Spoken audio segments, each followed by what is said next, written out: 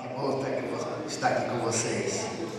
Um momento tão especial, tão precioso, meu Deus.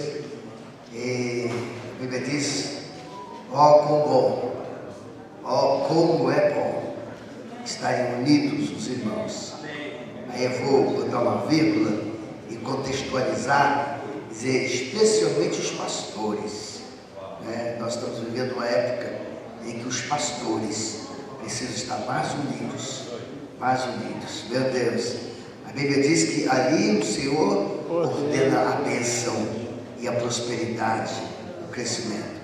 Eu sempre costumo dizer que ninguém cresce sozinho. Eu costumo dizer que nenhuma grande conquista que a gente possa fazer aqui na terra é sozinho, é individual. Se for sozinho, é porque não é uma boa conquista, não é uma grande conquista. Então, queridos, quando a gente está juntos, unidos, é como diz a Bíblia: ali o Senhor ordena a bênção, dá ordem, bênção, vai lá, os meus filhos estão unidos, os meus filhos estão juntos, eles são ministros, eles estão juntos, Ele ordena a bênção e a prosperidade também. Nós vamos orar, queridos. Deixa eu me justificar com vocês, filhos. Eu já me justifiquei com o meu bispo Simões, vocês não sabem. O bispo Simões é meu filho, vocês não sabiam disso. Meu Deus, eu tenho um carinho tão especial pelo bispo Simões que vocês não imaginam. Ainda ontem eu estava falando para ele que ontem estava conversando em casa, eu e minha esposa, ele estava vendo ali o Instagram do bispo Simões, e eu falava assim: como está o bispo Simões bem? Meu Deus, eu sei que a bênção de Deus está sobre essa vida, é uma alegria. Hoje eu estive aqui com alguns pastores, abraçando alguns pastores. Coloque a sua mão para o céu assim comigo. Meu Deus, muito obrigado, Senhor Jesus.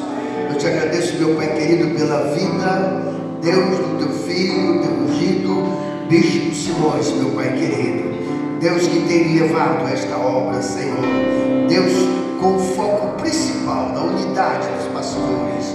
Hoje, nesta reunião da Leve, Senhor Jesus, onde nós seremos tocados, renovados com a mensagem, Senhor Jesus, do apóstolo Mahatma, Senhor Jesus. Eu tenho certeza, meu Pai, que nenhum de nós sairá daqui da mesma forma, mas virá sobre cada pastor, Deus, cada líder, cada obreiro, Senhor Jesus, uma unção extraordinária, poderosa, de crescimento, de sabedoria, de ânimo, Senhor Jesus, de renovação, Senhor. Por isso nós te louvamos e te adoramos, Senhor. Por isso nós te louvamos, Senhor, por todas as coisas.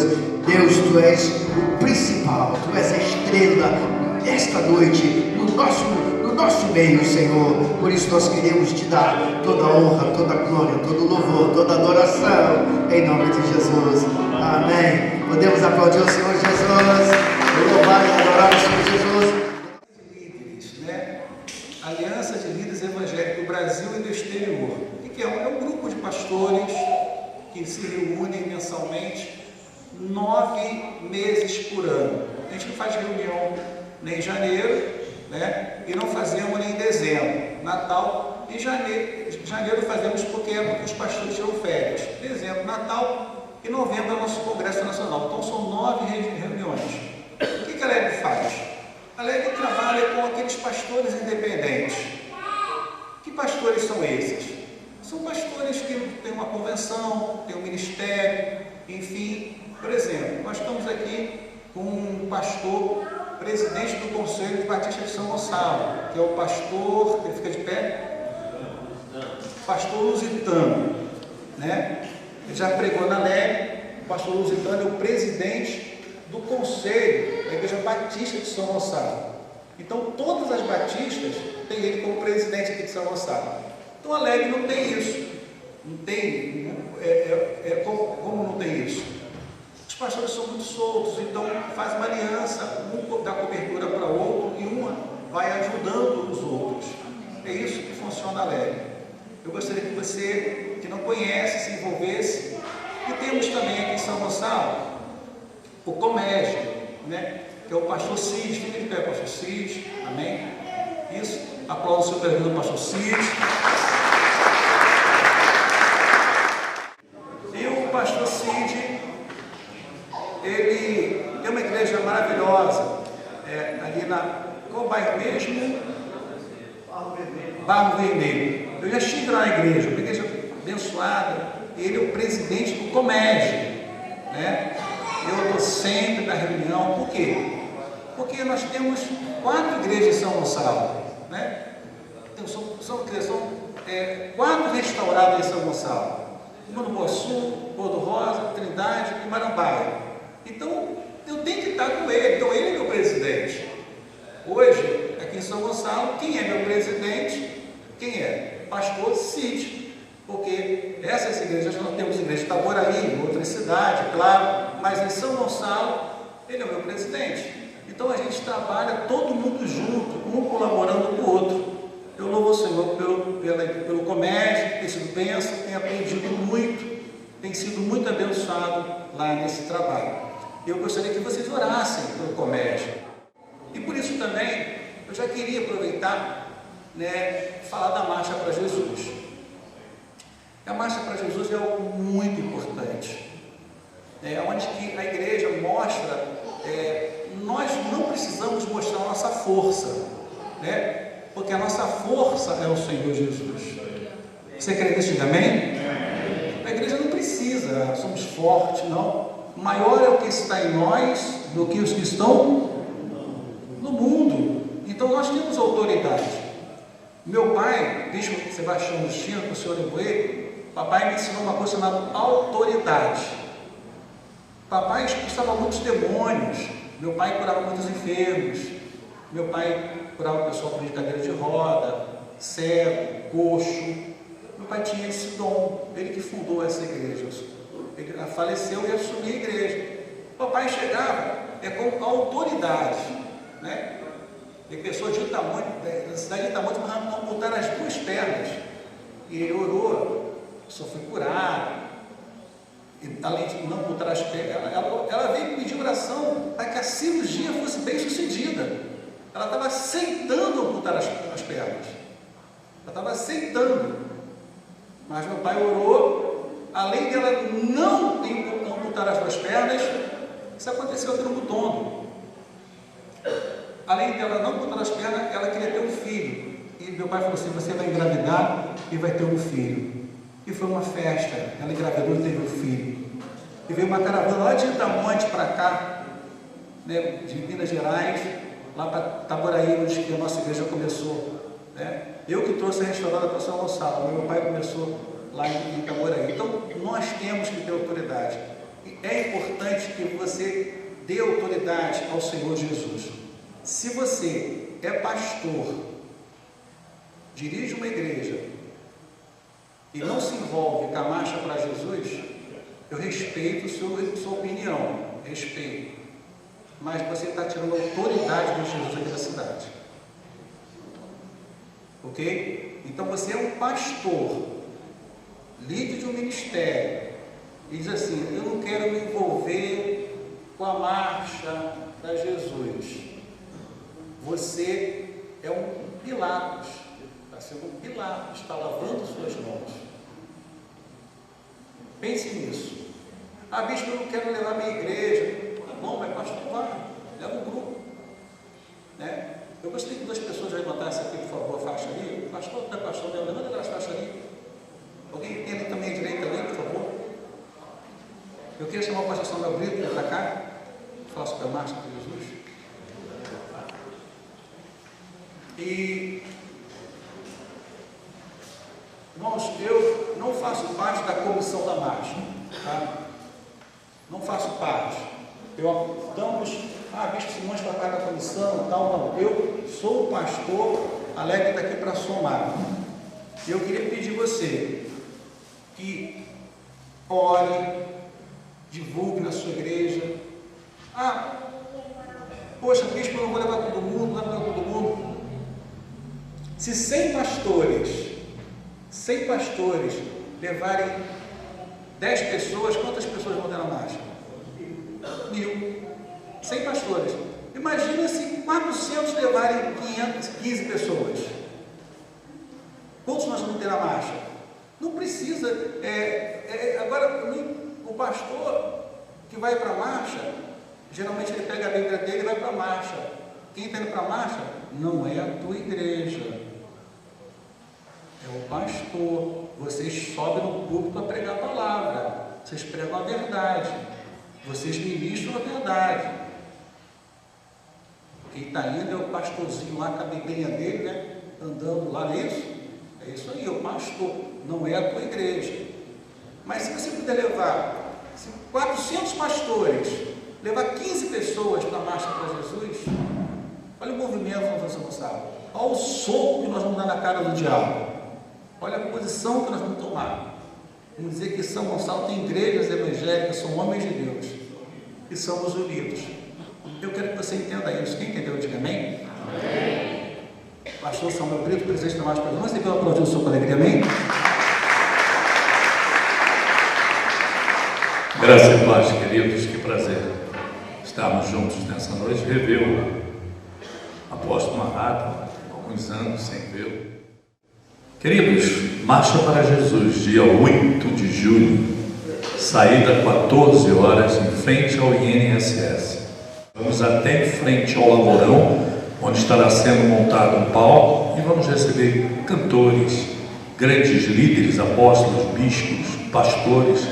Isso no dia 8 de julho. Marque ore por esse dia, para que Deus nos dê um dia lindo, para que São Gonçalo veja que pertence a Jesus, né? O povo de São Gonçalo. Nós já temos confirmados a presença no dia 8 de... Quem vai ser o preletor é o pastor Cláudio Duarte, presidente do Comércio. Vai estar presente o pastor Paulo Lima também, que vai falar, pastor Leandro Silva, vão estar trazendo palavras para abençoar o povo. Temos também o pastor Eliel do Carmo, da Melodia. Ele vai estar presente no dia 8 e a Melodia está abençoando a Marcha para Jesus, já começou a anunciar desde agora. A Melodia vai estar no dia da marcha também fazendo toda a cobertura. E eu quero convidar vocês de cantores, Samuel Messias, Unção Ágape, Cristina Mel, pastor Marquinhos Menezes e outros cantores que já estão vindo para estarem juntos no dia 8 de julho, tá bom? Eu quero pedir aos pastores, do fundo do meu coração, pastor,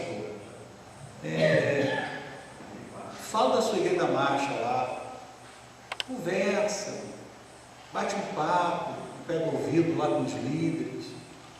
A melhor coisa que tem é conversar com líderes de departamento, que eles fazem a cabeça dos outros. E distribua por ele. Então, vamos fazer uma grande marcha para Jesus São Gonçalo, tá bom? Quem entendeu, diga amém?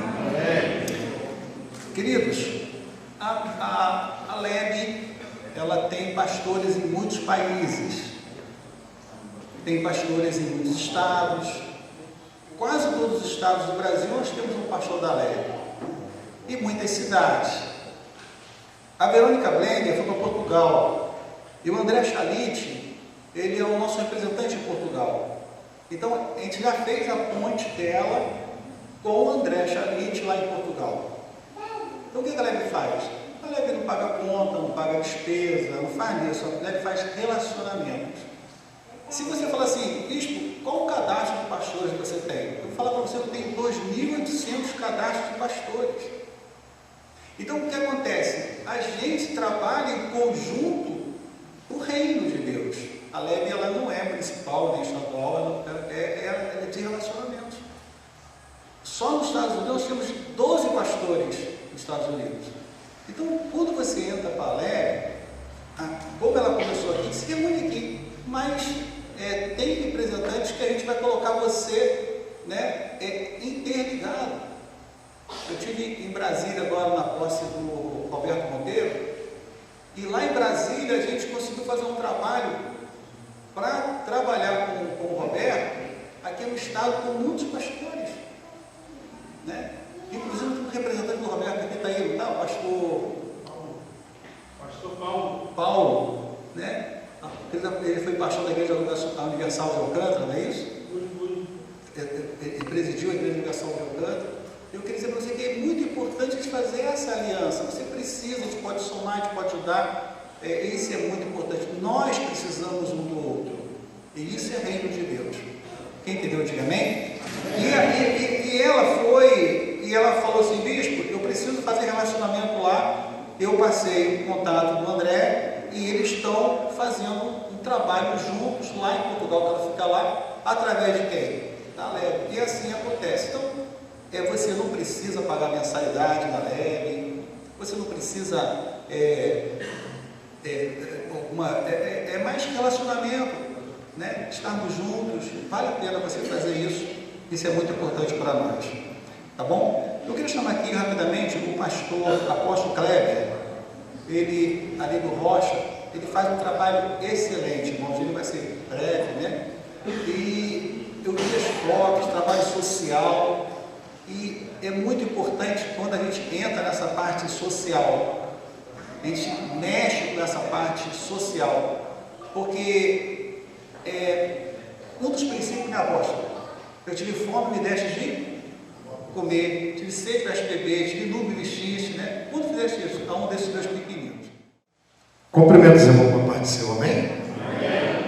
Sou o apóstolo Kleber Batista, do Centro de Recuperação Resgatando Vida Masculino, e agora um bebezinho de 1 ano que já nasceu, com 10 internas lá, o Rosa de Saron. Eu quero deixar alguns versículos bíblicos aqui rapidamente.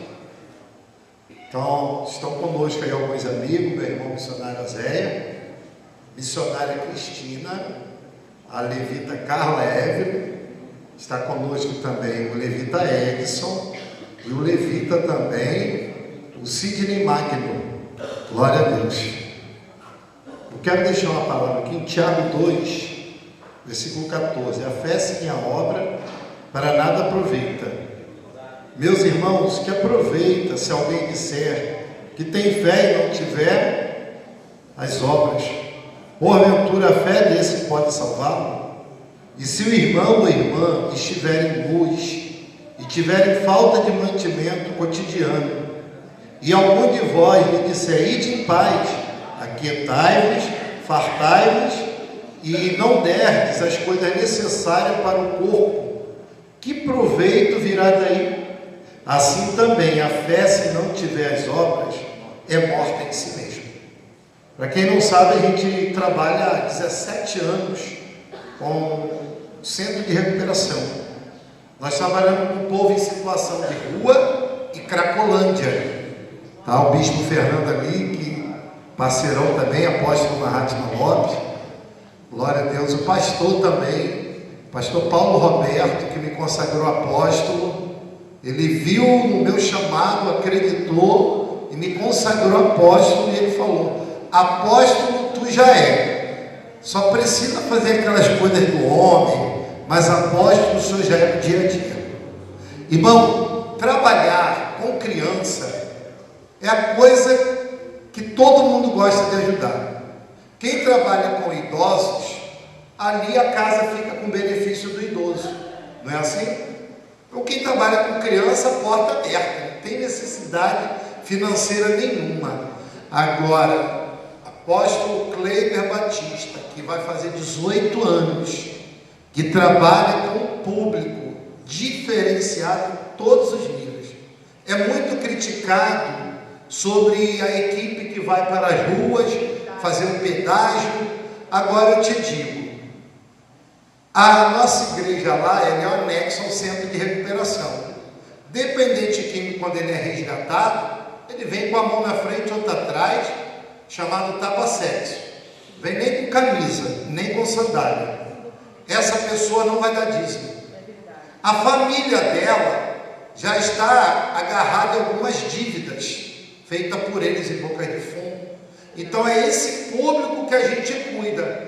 O dia que a gente não faz sinal, a gente não tem um pão para comer. É verdade.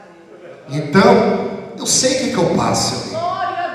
Lava, subicandarada. Não é para qualquer um, é um chamado. Eu amo a obra que Deus me deu. Mas eu te digo que eu nunca vi uma época tão difícil. Eu não tenho dízimo. Teve uma mini vigília agora, pastor. Tem que dar alimento para ele. Você tem que trabalhar com o que está na mão. Então, os levitas que estão aí vão lá louvar. apoiam, Edson, Carla Reck, Sidney Mário, vão lá ajudar, são um braço na obra. R$30 a oferta do culto. Vocês estão entendendo? Agora vamos colocar isso em alimento. Quase 1 tonelada de arroz no mês. Por quê? A pessoa está lá na Cracolândia, ela não come. Ela come quando a igreja vai lá e leva uma quentinha. Quando eles vão para lá, pastor, é um bandejão. A bandeja que tem as divisórias, arroz, feijão, é assim. Arroz, aí está o cozinheiro. Aí, há muito tempo sem comer. Então isso, eu gasto um saco de arroz por dia. Por dia. Eu preciso que vocês, pastores, me deem esse apoio. Faça campanha na igreja de vocês de alimento, liga. Aí agora, para piorar a situação, o nosso único carro sofreu um acidente. Estamos 6 meses sem carro. E o seguro do rapaz que bateu na gente está ligando. Então, irmãos, SOS é a palavra de hoje. Se eu sei que meu irmão está em falta e eu bato nas costas dele, porque eu tenho que dar alimento para eles. Aí a gente mora com eles, agora as mulheres. E pastor, as mulheres não são diferentes não. Comem igualzinho os homens. Igualzinho, amém? Que Deus abençoe vocês. Pastor, bispo, o senhor vai orar para o apóstolo, vai trazer a palavra, mas antes o senhor pode convidar o pessoal. O comércio, que a reunião é primeira segunda-feira, não é isso? Primeira segunda-feira, a Helena é a segunda, vai ser a primeira. Faça o seu convite e após meu amigo, o apóstolo Mahatma, tem uma igreja incrível, tive o privilégio de conhecer a igreja, o colégio, a estrutura, algo tremendo. Parabéns, Deus tem honrado esse homem de maneira tremenda. Eu tenho certeza que vamos ser impactados hoje. Aí, pastor, fica à vontade, tá? Shalom, queridos, graça e paz. Vou ser bem rápido, bem breve. Eu sei que vocês estão com uma expectativa aí para ouvir a palavra de Deus. A gente está com uma expectativa boa aí. Então fala para esse irmão, Deus vai superar suas expectativas hoje.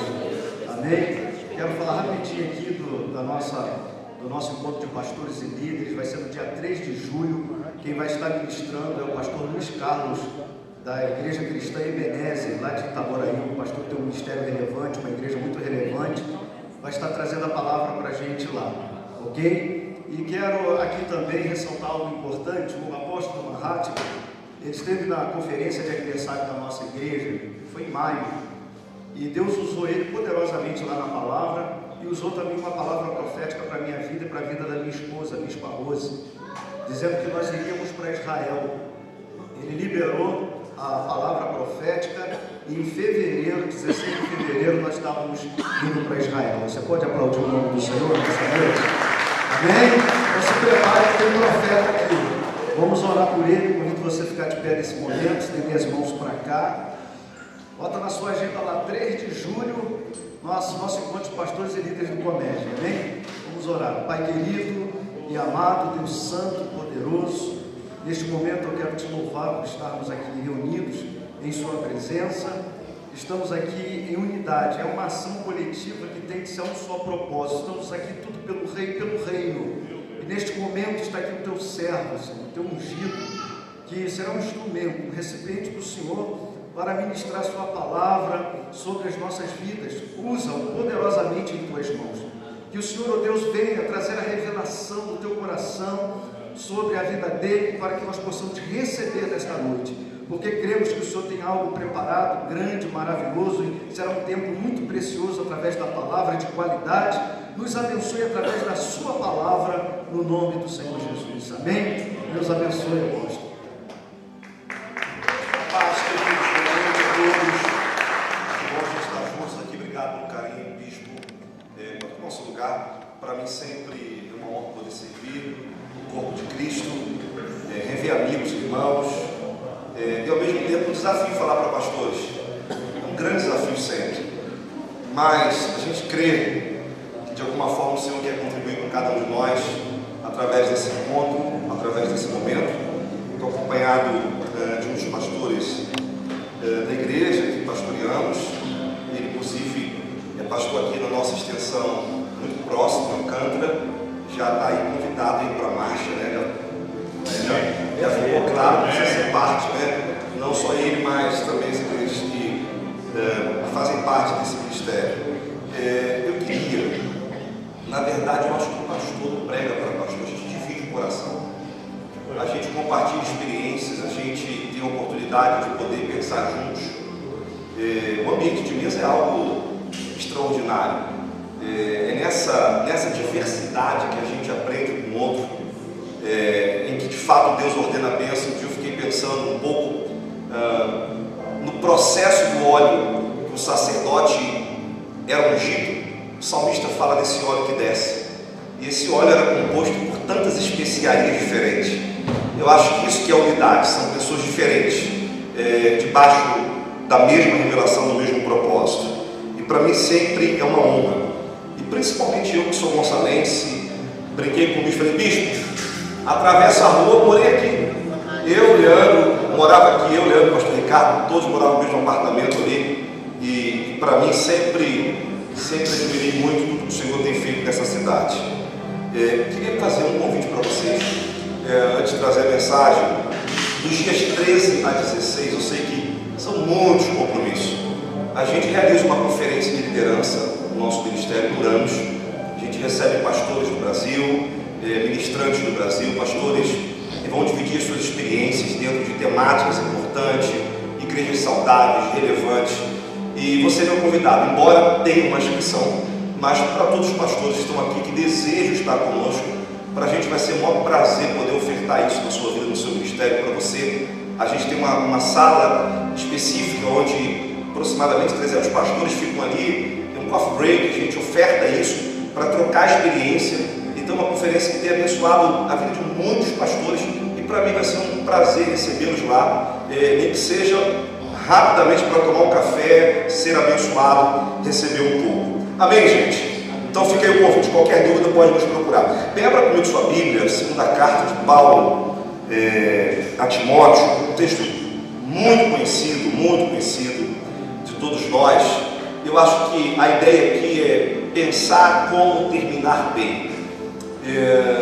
Há alguns anos a nossa mentalidade vai mudando acerca do ministério, e eu confesso que se eu retornasse aqui há 21 anos de idade, quando iniciei, tive esse encargo de plantar a primeira igreja aqui em São Gonçalo, isso faz 20 anos. No começo, a gente pensava no começo, era, sabe, aquela ousadia de querer realizar, um jovem, e eu acho que todos nós, eu estou diante de pastores muito experimentados, conselheiros, homens que me inspiram, que de alguma forma abençoaram a minha vida enquanto pastoreei aqui em São Gonçalo. Mas a verdade é que no início a gente está inflamado por uma revelação, por uma visão, e eu acho que a gente pensa muito pouco no final. Hoje eu sou membro do GKPN, é um dos, digamos que é um dos grupos de pastores do Brasil que pensa muito na revitalização das igrejas. Então o reverendo Elias Dantas, Carlinhos Paz e Paulo Mazzoni, outros líderes, juntamente com os membros desse grupo de pastores, tem nos feito pensar muito como que nós podemos servir o corpo de Cristo, como nós podemos de alguma forma pensar no final dessa carreira. Hoje, na nossa caminhada ministrando, a gente percebe que a gente sempre pensa o agora, e a gente não pensa o depois, a gente não pensa a sucessão. A gente percebe que as gerações estão desconectadas, então a gente de repente olha e vê igrejas que já não investem mais nos seminaristas, igrejas que não conseguem mais lidar com a próxima geração, dialogar com a próxima geração. Isso também é um desafio para mim. Então, em algum momento você teve que ser disruptivo, você teve que se reinventar, você teve que parar para olhar. Os meus meninos que eram pastores, que eram jovens, viraram pastores. Onde está a próxima geração? A geração de Benjamim, onde é que ela está agora? Então, a fome jamais será suprida no contexto realmente de reino, se a gente não trouxer a próxima geração para a mesa. Eu acho que Paulo vai dar um exemplo de como terminar bem, quando se diz sobre legado, sobre reconhecer falhas no seu ministério. E eu acho que esse texto, de alguma forma, se não serve para você agora, coloque nele. em algum momento vai fazer um sentido para você. Então, Paulo escrevendo a Timóteo, no capítulo 4, verso 6, quanto a mim, estou sendo já oferecido por libação, o tempo da minha partida é chegado, combati um bom combate, completei a carreira, guardei a fé. Já agora a coroa da justiça me está guardada, a qual o Senhor, reto juiz, me dará naquele dia. E não somente a mim, mas também a todos quantos amam a sua vida. Ele continua dizendo: procura ter comigo depressa, porque Demas, tendo amado o presente século, me abandonou. Se foi para Tessalônica, Crescente foi para Galácia, Tito para Dalmácia. Somente Lucas está comigo. Toma contigo Marcos e trazei, pois me será útil para o ministério. Quanto a Tíquico, mandei até Éfeso. Quando vieres, trazei a capa que deixei em Troade, na casa de Carmo, bem como os livros e especialmente os pergaminhos. Alexandre, o latoeiro, causou-me muitos males. O Senhor lhe dará paga segundo as suas obras. Tu guarda-te também dele, porque resistiu fortemente nossas palavras. Na minha primeira defesa, ninguém foi ao meu favor. Antes, todos me abandonaram. Que isto não me seja posto em conta. Mas o Senhor me assistiu e me revestiu de forças, para que por meio do intermédio a pregação fosse plenamente cumprida e todos os gentios a ouvissem. Eu fui libertado da boca do leão. O Senhor me livrará também de toda obra maligna e me levará salvo para o seu reino celestial. A Ele a glória pelos séculos dos séculos. Amém.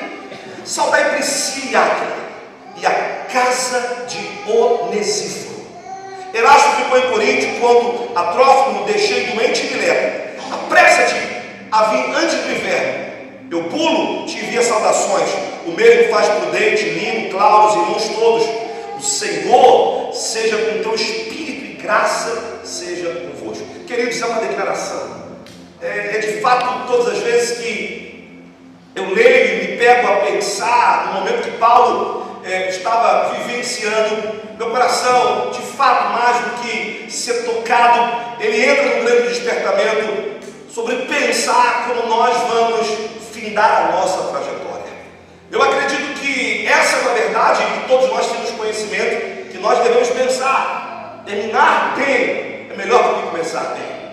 E nós sabemos que como começamos nem sempre define como nós terminamos. Sabe, nós temos a responsabilidade realmente de passar o bastão para a próxima geração. Nós não podemos apenas olhar e nos desconectar da próxima geração, sabendo que temos essa responsabilidade. Se pararmos para pensar na ideia de um Deus que é geracional, um Deus que nos faz entender que quando uma geração conhece a outra geração e anuncia os feitos gloriosos do Senhor, isso faz sentido para essa próxima geração que encontra um caminho pavimentado.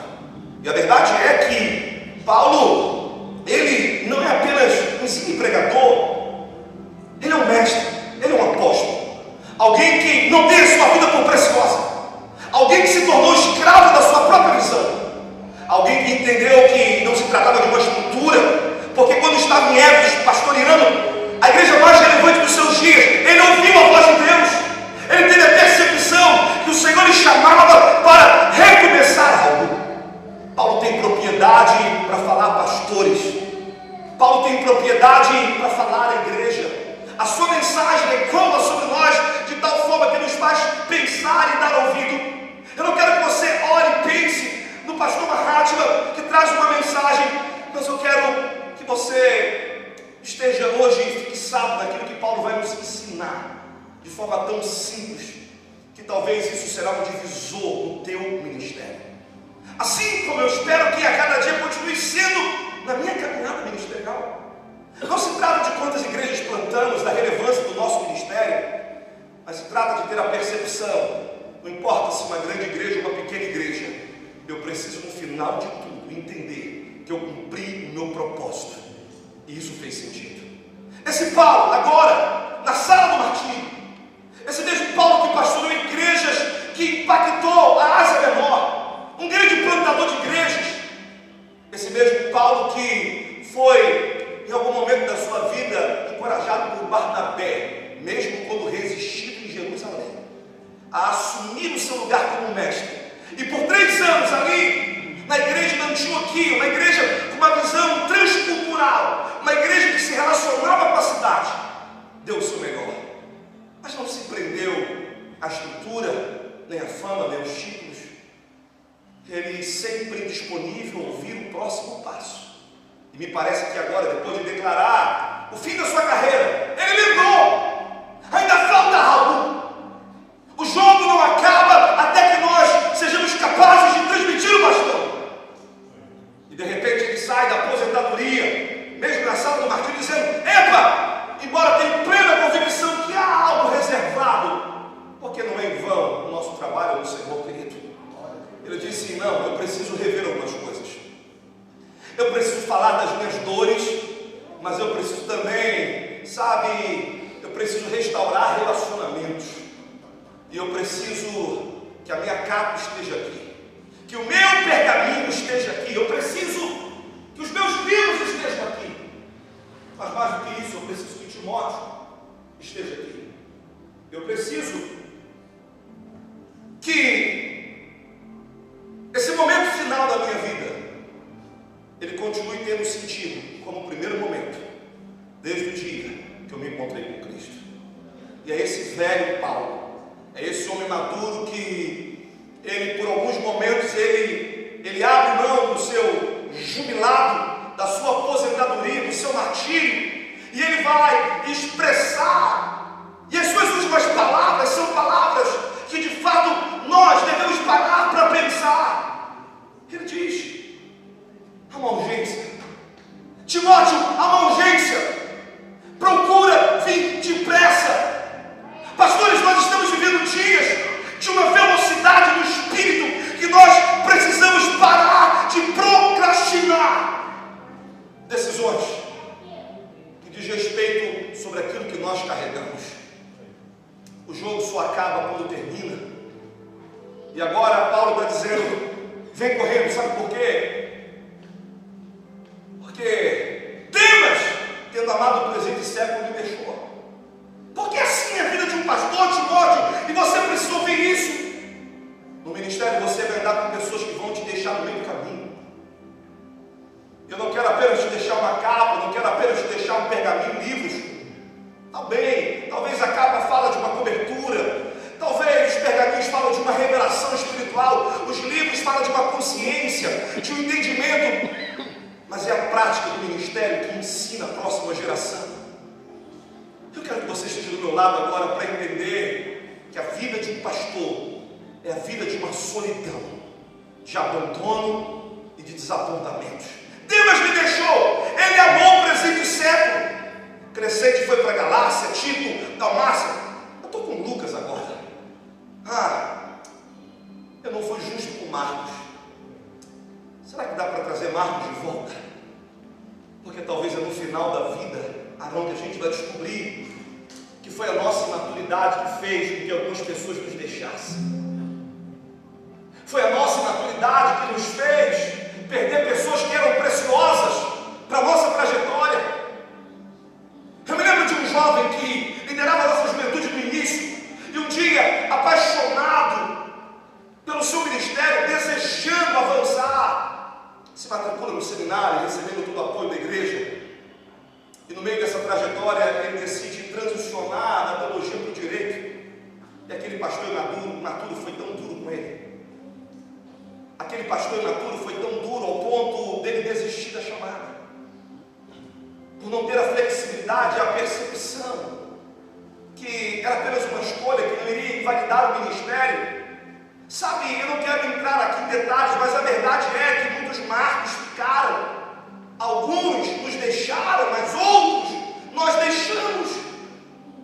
E esse Paulo está dizendo sobre os seus desafios, sobre as suas dores, sobre Alexandre, o latoeiro, os males que ele causou, lhe resistindo à verdade, à palavra, dizendo: olha, na minha primeira defesa, quantas vezes eu me senti sozinho dentro dessa cidade? Quantas vezes os olhares dos meus amigos ministeriais eram envolvidos apenas pela política, os seus objetivos pessoais.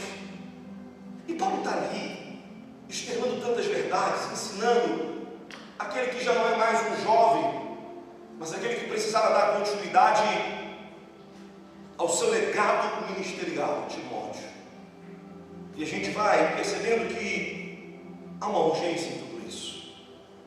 Paulo, ao mesmo tempo que nos ensina com a sua capacidade de retomar relacionamentos, ele fala das dores do ministério. Mas há algo que nessa noite eu quero chamar o tema dessa mensagem: casa de Onesíforo, um lugar para tomar fôlego. Eu fiquei pensando, como que Paulo, um homem que sofreu tanto no ministério, um homem que viveu as suas pressões, os seus dilemas, um homem que na reta final ele quer transmitir ao máximo tudo que é possível, em poucas palavras, para o seu discípulo Timóteo. Por que ele faz questão de não apresentar apenas as suas dores, mas apresentar as suas mudanças, apresentar os elementos que foram partes da sua vida, como capa, livros e pergaminhos? Ele faz questão de apresentar a sua gratidão a Priscila e a Áquila, mas de repente ele diz: olha, a casa de Onesíforo, saudai a casa de Onesíforo.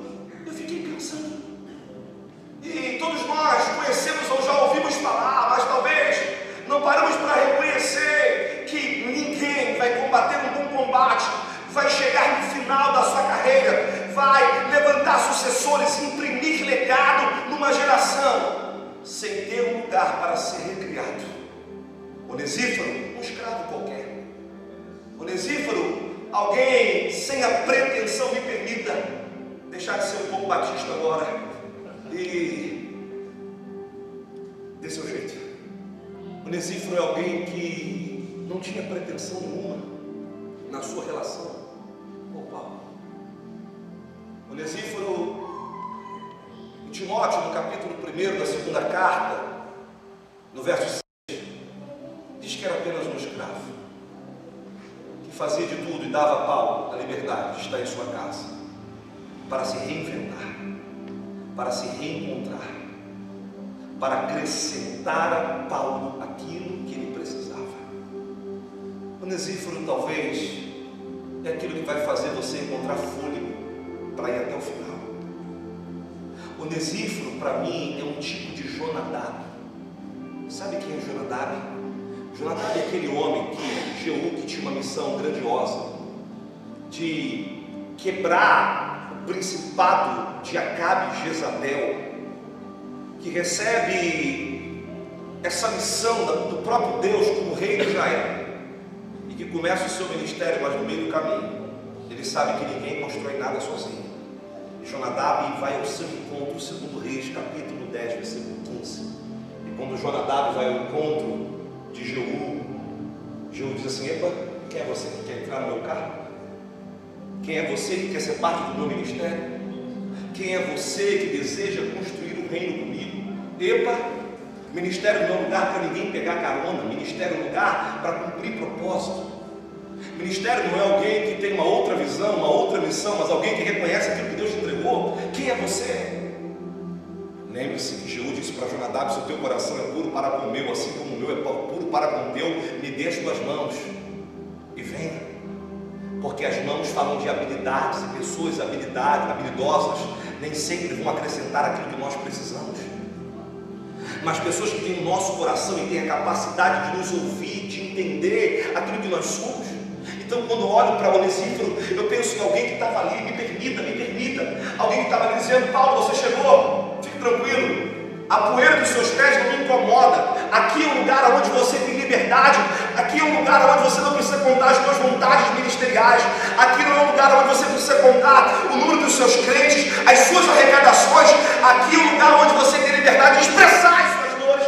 Nenhum pastor vai sobreviver à sala do martírio se durante a tua trajetória não encontrou um lugar onde você se sente livre para ser recriado, onde alguém vai entender o teu coração, onde alguém vai te ouvir sem te criticar, querido, onde alguém vai estar pronto para, lavar os teus pés, olhar, a dor da caminhada, a dor de um ministério. Queridos, pare para pensar quantos lamentos Paulo traz na sua declaração final. Não Não é possível pensar que esse homem não desistiu. Certamente ele era um homem escravo da sua visão, apaixonado pelo seu encargo. A sua vida não era preciosa. Ele mesmo declara isso. Mas tinha algo a mais. Paulo tinha um lugar aonde ele poderia ser assistido. Qual é a casa que tem recriado você, pastor? Não é a tua carteira de pastor que recria você. Não é o teu título que recria você. Não são os protocolos ministeriais. Não são os seus discípulos. Não é o teu próprio conselho de pastor. Não é, sabe, um ambiente onde muitas vezes nós somos tolhidos de chorar, de nos tornar vulneráveis, de abrir o nosso coração, de expressar as nossas dores. E agora Paulo não está formando um Timóteo super-herói. Paulo está dizendo, olha, eu só consegui sobreviver porque Deus encontrou, através de um servo, uma forma de recriar a minha vida. A casa de Onesíforo é um lugar para se tomar fôlego. A casa de Onesíforo, na minha vida, muitas vezes foi a casa daquela irmã de oração. Eu chegava lá e falava, só ora por mim. A casa de Onesíforo são os amigos mais chegados do que irmão, em que você pode dividir as suas guerras, os desafios da criação dos filhos, as guerras que enfrentamos no matrimônio, que muitas vezes elas estão omitidas na plataforma, porque nós precisamos viver uma vida acima de qualquer suspeita. A casa de Onesíforo é esse lugar onde nós não temos a pretensão de apresentar as nossas boas obras. A casa de Onesíforo é aquela casa onde o próprio Paulo nos afirma e diz que quando ele estava preso, Onesíforo imediatamente foi procurar ter com ele até encontrá-lo, sem nenhuma pretensão de sucessão, sem nenhuma pretensão de querer ter o que Paulo tinha, mas simplesmente de ter um lugar onde a gente pode chorar. Eu me preocupo quando não vejo mais pastores vulneráveis. Eu me preocupo quando eu não vejo pastores que choram. Eu me preocupo quando, sabe, eu não vejo mais as mulheres de pastores ter um ambiente onde elas possam ser apenas a esposa do pastor, ou ser elas mesmas, não título, não, sabe, o peso de um ministério. Por isso a gente tem olhado o que foi berço de avivamento no mundo, a Europa, agora se torna, sabe, apenas monumentos. Pastores adoecidos, pastores que não conseguiram encher o seu tanque de combustível, pastores em depressão, pastores falidos financeiramente, pastores frustrados. Eu não vejo Paulo aqui no seu lamento dizendo para Timóteo, não valeu a pena, não é isso, Timóteo? Não, valeu a pena sim, eu sofri tudo isso, e eu estou advertindo você para que tenha cuidado, mas eu quero que você saiba que eu, Paulo, mesmo sendo Paulo, um doutrinador, eu encontrei um lugar para me abrir, eu encontrei um lugar para estar na mesa, eu encontrei um lugar para falar das minhas fraquezas, eu encontrei um lugar para falar das minhas dores, eu encontrei um lugar, sabe, para eu não ser o apóstolo, mas para eu ser simplesmente um Paulo. É exatamente isso.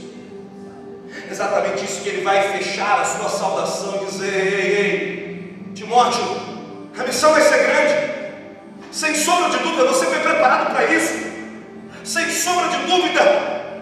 Eu me lembro do dia que eu circuncidei você, Timóteo, para que você fosse reconhecido em todos os lugares, para que você pudesse avançar. Mesmo eu, Paulo, que era contra a circuncisão, eu circuncidei você, eu fiz tudo, eu despertei no momento de crise sua o dom que havia em você, te orientei a cuidar da tua saúde. Mas agora eu também quero te dizer, Timóteo, que a vida ministerial não é fácil. Quando eu ouvi aqui o nosso irmão falando de um trabalho tão grandioso do Centro de Recuperação que eu conheço de perto, eu vi a voz dele embargada, porque vai ter dias que ninguém vai nos assistir mesmo. Queridos, é muito fácil olhar hoje e dizer quantas igrejas foram plantadas pelo pastor Mahatma, quantos estados nós estamos, quais são as mesas. Ei, querido, nada para mim isso me impressiona, porque os resultados não me impressionam. O que me impressiona é o que você tem se tornado ao longo da tua vida ministerial. O que me impressiona é saber que você não desistiu, porque para mim, deixa eu dizer uma coisa, sabe, não existe igreja grande nem pequena, existe aquela qual o Senhor te chamou para ser fiel ao rebanho, que Ele confiou nas tuas mãos. E o que será da marcha se não for as igrejas pequenas? Mas eu me lembro que eu morava em Jardim Mirambí. Andar de avião e nações para mim era só profecia no meio dos pentecostais. Eu não sabia o que era. Era apenas palavra profética no sentido de pássaro de aço. Os irmãos pentecostais são criativos. E eu sou pentecostal também, por gentileza. Mas o que eu me lembro é que eu chegava em casa, no Jardim Mirambí, e minha esposa perguntava para mim: nós vamos comer o que hoje, filho? Eu disse: o que está no teu coração? Papai empresário. Mas o ministério não poderia ser criado fundamentado nas conquistas do meu pai. Eu tinha uma palavra de Deus. Eu era recém-inserido na denominação, um salário de R$500, que pagava a prestação da casa. E ela dizia para mim: que a gente vai comer. Eu disse: o que você quer comer? Ela falou assim: bom seria se fosse frutos do mar. Eu disse: deixa comigo. Eu botava para ferver a água, era só o tomate, a cebola naquela água fervendo, e encontrava um caldo quinó de camarão, a luz de vela, porque a luz estava cortada. Quantas vezes, saindo do Pacheco para pastorear em Vila Laje, eu falava: Senhor, faz do cheiro do combustível para a gente chegar e dar aula na escola bíblica dominical. Quantas vezes eu via minha mulher emendando saia para fazer, emendando calça para fazer saia, porque não tinha uma roupa para vestir. Quantas vezes o sapato era por 2, 3 anos, 4 anos, o terno está lá até hoje. Mas o que me fez, o que nos faz não desistir? Casa de Onesíforo, um lugar para você se reinventar, um lugar para você tomar fôlego, um lugar para você entender que a tua vida não é preciosa, você não tem para onde voltar, você não tem para onde desistir, um lugar onde você pode ser você, um lugar onde você pode ter alguém para te ouvir. E muitas vezes, sabe, me permita, não é uma crítica a ninguém aqui, por favor, jamais eu seria indelicado. Eu estou diante de homens e mulheres que eu respeito, eu tenho admiração profunda. Homens que, na minha juventude aqui, eu pregava nas suas igrejas, eu ficava ali, o pastor Roberto me levava para pregar lá, eu não era nem pastor ainda, eu ficava. Mas deixa eu te falar uma coisa, seja para o pastor mais maduro, para o pastor mais novo, seja para mim essa mensagem: a gente não sustenta, a gente não vai até o final, se você não tem um lugar onde você pode ser você. E se tem uma casa que Paulo ia, era na casa de Onesíforo. Ele vai saudar pessoas, mas casa ele só sauda uma. Ele só tem um lugar, ele tem um ambiente, ele tem uma mesa, ele tem a tranquilidade. Eu fico pensando, não é uma crítica, mas quantas vezes nós estamos numa conferência e nós queremos que no final o grande pregador impõe as mãos sobre nós, nos aconselha, sabe, no final, homens, sabe, com grandes ministérios, possam nos ouvir. E na verdade tudo que você precisa é um Onesíforo na tua vida, alguém que é simples, mas que tem o teu coração, alguém que tem simples, mas vai te visitar nos momentos de prisões da tua vida, alguém que é simples, mas não vai desistir de você, alguém que não tem talvez a grande teologia, a grande estratégia ministerial, sabe, a grande visão para compartilhar, alguém que não é disruptivo na sua forma de liderar. Vai falar assim: se meu ombro serve para você chorar, eu estou aqui. E se as minhas mãos servem para lavar os teus pés, eu quero lavar os teus pés. E deixa eu te falar uma coisa. Por favor, penso eu. Não está na Bíblia. Às vezes, é melhor confiar no escravo do que no comandante.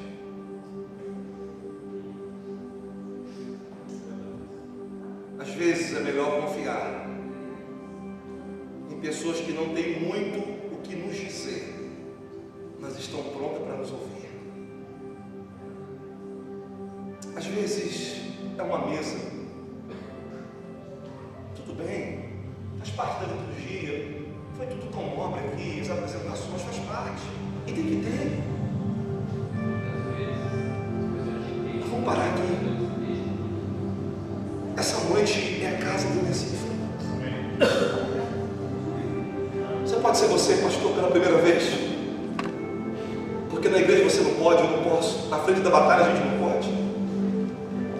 Quantas vezes a gente prega ali e a gente está tomado por incertezas, por crises existenciais, por guerras com os nossos filhos, desafios no próprio matrimônio, pregando sobre vida financeira e a vida financeira arrasada, ou em estações difíceis da vida. E Paulo encontrou esse nome. O nome Onesíforo, aqueles que gostam do original, significa aquele que te acrescenta. Agora eu fico pensando, o escravo não quer nada de você, só quer te acrescentar. É esse tipo de gente que você precisa. É esse tipo de lugar que vai fazer sentido na tua vida. E Paulo, certamente na sua sabedoria, ele não ia apenas entregar a capa para Timóteo. Ele não ia apenas entregar os livros, ele não ia apenas entregar os pergaminhos. Eu fico pensando, meu Deus, que herança! Mais do que uma herança, um legado, os pergaminhos de Paulo, a capa de Paulo. Imagina, eu ia ficar com ela, me aquecer os frios do ministério. Os seus livros seriam de grande proveito. Mas eu vejo mais do que isso. Eu vejo dizendo para Timóteo: você vai ter que encontrar uma casa, você vai ter que encontrar um lugar para se reinventar, você vai ter que encontrar um lugar para se abrir, você vai ter que encontrar um lugar para tomar fôlego. O texto fala de ânimo. A casa de Onesíforo era o lugar onde Paulo tomava ânimo, mas a palavra ânimo é como um suspiro no original. Recarregar as baterias. Eu tenho uma pergunta: onde você recarrega as suas baterias? Aonde você recarrega as suas baterias, por favor? Por onde eu tenho andado? Eu quero dar uma dica de um livro que eu acredito que todos já devem ter ouvido falar, talvez alguns não leram, que é Andando com o Tanque Vazio. Você precisa ler esse livro. Ou melhor, na conferência de doido de presente. Andando com o Tanque Vazio. Conta a história de um grande pastor que está vivendo o auge do seu ministério. Os melhores dias de puro avivamento na linguagem a qual ele acreditava. Um ministério com milhares de membros. E ele se pega sozinho. Ele se pega numa profunda tristeza, ele se pega, sabe, numa crise existencial, e ele começa a ver que tudo aquilo não fez sentido para ele naquele momento. Por quê? Porque ele nunca encontrou ninguém para dividir o coração. Os nossos cafés têm umas pautas sociais importantes para a cidade, que têm umas pautas da unidade no que diz respeito a uma agenda global, mas mais do que isso, que os nossos encontros sejam momentos de nos abraçarmos, de dizer um para o outro: cara, ora por mim, de ter a coragem de não ter a necessidade de impressionar ninguém, de ter a necessidade de ser vulnerável, de dizer: eu quero me abrir, eu quero conversar. Alguns dias atrás Deus me deu uma palavra. Ele disse para mim: Marrádio, você vai cuidar agora desse tempo de número X de pastores. Nenhum pastor desse você vai cuidar pode ter uma igreja bem sucedida. Você vai ajudar esses homens no Brasil e fora do Brasil. Você vai pegar os recursos do seu ministério, da igreja, levei isso para o conselho. Qual é o orçamento que nós temos para abençoar as igrejas? Porque eu sei, querido, eu sei o que é faltar luz, eu sei o que é a cobrança do aluguel de uma igreja atrasada, eu sei o que é ter os desafios da própria casa, não ter o salário para sustentar a família. Eu sei o que é ter o som de uma igreja roubada. Eu sei o que é ser caluniado dentro da sua própria cidade. Eu sei o que é ser abandonado, assim como tudo isso que eu sei que você também sabe. Mas uma coisa eu sei, eu descobri: sem uma casa de Onesíforo, você não combate o bom combate. Que nessa noite eu disse que eu não ia pregar, eu ia dividir. E o que eu estou dividindo é o meu coração. Por favor, encontre um lugar para você tomar fôlego. Encontre um ambiente onde, sabe, você compreende que o único motivo que faz essa pessoa se abrir para você e te servir é porque ela quer te dar fôlego para você ir até o final. A minha oração é que Deus coloque pessoas na sua vida que sejam capazes de te impulsionar, de te encorajar, de acreditar em você e dizer: não pare. Paulo não para. Eu fico pensando em mim mesmo. Você faz isso na tua igreja? Paulo chegando no Onesíforo, não vou desistir, Alexandre me deixou. Paulo, você sabe que a tua vida não é preciosa. Não é o que Alexandre fez, não é o que Demas fez que fará você desistir agora. Paulo, olha o que você fez. Por favor, Paulo, deixa eu lavar os seus pés, porque eu sou escravo. E se tem uma coisa que eu sei é lavar os pés, deixa eu lavar os seus pés. Deixa eu te renovar. Eu fico pensando: Paulo, obrigado, Onesíforo. Você me deu mais uma palavra, eu vou avançar. É por isso que na reta final do seu ministério ele fala assim: sauda para mim a casa de Onesíforo. Não tem como lembrar do fim sem entender o suporte que eu tive em toda a caminhada. Que Deus abençoe vocês. Não sei se posso, mas eu queria muito orar por vocês. Eu queria convidar os pastores que estão aqui para vir na frente, para a gente ter esse tempo, para a gente orar. Me perdoa, mas eu não quis me estender na mensagem, porque não é uma mensagem, é apenas um coração, mas fica um convite para você, pastor.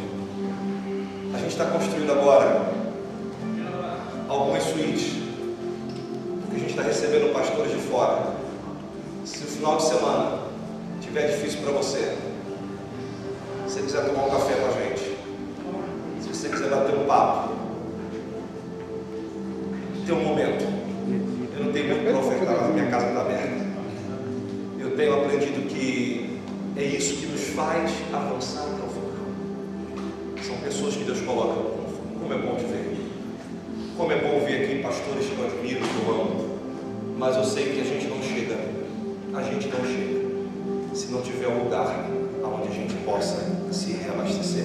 Queria que você, ao lado de um pastor, de forma intencional, mas ao mesmo tempo involuntária, queria que você tomasse uma companheira do seu lado aí. Se está o casal, fica o casal. Eu não quero ficar sozinho aqui, eu queria que alguém viesse aqui, por favor.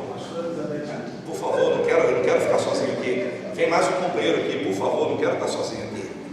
Pai, a minha oração aqui é para que nesse momento nós possamos pensar numa obra completa, no legado que nós vamos imprimir na próxima geração, numa geração de Timóteo, que temos a responsabilidade, antes de cumprir a nossa carreira, imprimir sobre eles verdades.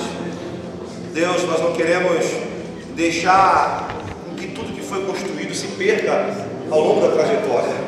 A vida ministerial, ela nunca foi fácil, mas nós sabemos que não é em vão o nosso trabalho no Senhor. Eu sei que o Senhor tem dado a cada um uma graça específica, uma visão, seja ela doutrinária, seja uma visão estratégica. Eu estou diante de homens que o Senhor plantou, o Senhor trouxe ao coração deles uma palavra específica e eles se tornaram escravos dessa palavra. Eles têm trabalhado por essa palavra ao longo da vida deles, eles estão se gastando por isso. Eles sentem dores de parto, como Paulo mesmo expressa, no sentido de gerar, meu Pai, aquilo que o Senhor trouxe. Nossa caminhada ela não é simples. Nós somos feridos pelas nossas próprias decisões, nós somos feridos pela decisão dos outros. Nós somos feridos porque pessoas se apaixonam pela própria igreja, nos traem, outros se apaixonam pelo mundo e nos deixam. Nós somos feridos pela nossa imaturidade. Nós somos feridos pela vida solitária de um pastor. Mas hoje nós estamos aprendendo aqui, ou melhor, estamos relembrando porque sabemos que o Senhor pode preparar uma casa de um discípulo para cada um de nós. Pessoas despretensiosas de nos perguntar quanto arrecadamos, quantas ovelhas. pessoas despretensiosas de querer encontrar os nossos diplomas na parede. Não é isso, Deus. As pessoas que querem olhar para as feridas dos nossos pés na caminhada e lavar os nossos pés. Pessoas que querem acrescentar sobre nós o teu ouvido. Senhor, eu oro para que haja um renovo sobre cada um dos teus filhos que estão aqui. Senhor, que haja, Senhor, de fato um renovo.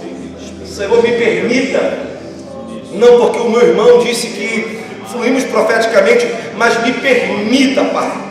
Me permita nessa hora, Pai, ser um instrumento para que o Senhor traga um renovo especial sobre cada vida. Meu Deus, o Senhor, de fato, é capaz de entender as guerras que sofremos e que muitas vezes nós estamos como na mão, Pai, aplaudidos no ambiente externo, mas em casa nós estamos completamente frustrados.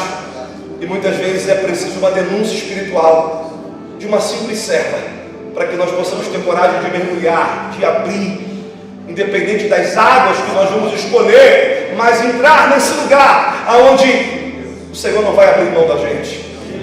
O Senhor está ministrando o meu espírito aqui sobre Moisés. Ele já era pastor de um rebanho, já era casado, tinha filhos, mas um dia, olhando para aquela sarça que era tão comum naquele deserto, ele viu algo diferente. Ele viu ela estremecer, ele viu ela ser incendiada e não se consumir. Nos deu uma visão hoje, porque às vezes nós tornamos tão comum tudo que nos enxergamos como uma sarça que pega fogo e acaba. Achamos que o ministério é um lugar onde só somos consumidos e nada tem sentido. Mas faça a sarça pegar fogo e não se consumir, e nos deu a visão daquilo que o Senhor quer fazer em nós. Senhor, reabilita a nossa vida, Pai. Eu oro por ministérios que precisam de uma revitalização agora. Eu oro por ministérios que precisam de jovens, precisam de crianças, precisam de intercessores. Eu oro, Senhor, para que o Senhor dê companheiros. Levanta filhos espirituais. Senhor, traga uma visão de expansão, faça algo, meu Pai, que vai além do estratégico. Traga um romper sobre os meus irmãos agora. Senhor, eu quero aqui estender as minhas mãos e dizer que meu irmão não vai parar, ele não vai, meu Deus, ele não vai desistir.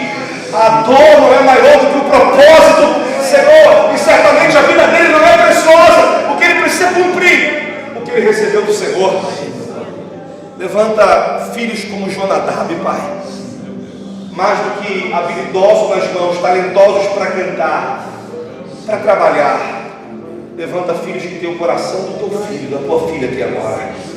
Eu oro pela Lebe, eu oro pela Marcha para Jesus, eu oro pelo conselho. Senhor, faça algo nessa cidade, Pai. Senhor, que os índices dessa cidade venham ser modificados por uma igreja relevante. Senhor, quem sabe vai começar a acontecer o que aconteceu em Éfeso. Meu Pai, os livros de feitiçaria sendo queimados em praças públicas. Uma mensagem que vai dialogar com a cidade e vai trazer, meu Pai, um novo tempo sobre São Gonçalo. Senhor, obrigado por cada homem que tem deixado a sua marca nessa cidade. Senhor, que tem, Senhor, muitas vezes, Senhor, aberto mão dos seus sonhos, da sua família. Senhor, que tem se dedicado por longos anos. Senhor, alguns, meu Pai, deram a sua vida aqui. Senhor, o Senhor sempre faz valer a pena. Eu tenho uma palavra para você aqui, profética, querido.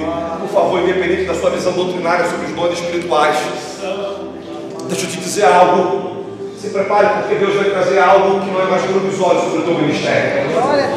O Senhor traz ao meu espírito um entendimento muito claro que você trabalhou muito tempo por aquilo que era provisório, mas você vai entrar numa estação de coisas definitivas. Nos últimos dias, diz o Senhor, o teu